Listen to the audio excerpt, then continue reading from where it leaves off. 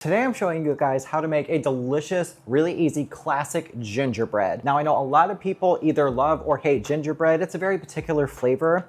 It is spicy, it's not overly sweet, and it's often done wrong. And you know it in the form of gingerbread cookies, all these other things, but classic gingerbread is what we're talking about today. This recipe is so incredibly easy. Everything goes in one bowl, no extra steps.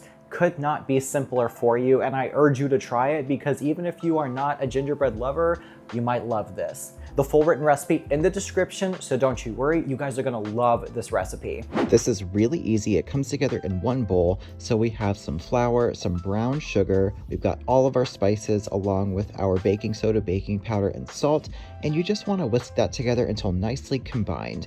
Next, we're gonna go in with the liquid ingredients. You don't even have to mix these separately, honestly, just pour them all into the same bowl. We got vanilla, a large egg, some molasses. Don't use the black strap molasses, you wanna use the classic molasses here, and then some hot water. And all you got to do is mix this gently until it is nicely combined. And this goes into an 8 by 8 inch dish. I've greased it with spray, lined with parchment, and greased once more. You can use an 8-inch cake pan if that's what you have and you don't have a square pan. Doesn't really make a big difference. Tap it on the counter, release air bubbles, bake at 350 for 30 to 35 minutes. Let cool for about 10 minutes before cutting, and the texture is amazing, the flavor is incredible. It is really the taste of the winter season.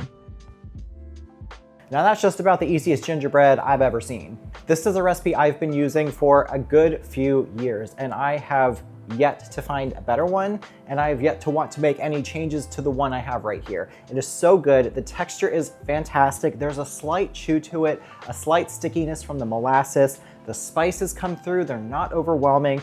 It's not overly sweet. It is just a really warm, delicious, comforting holiday treat. Be sure to give this video a thumbs up and leave me some comments, and of course hit that subscribe button. Once again, the full written recipe is in the description along with links to my other social media, so please go check that out.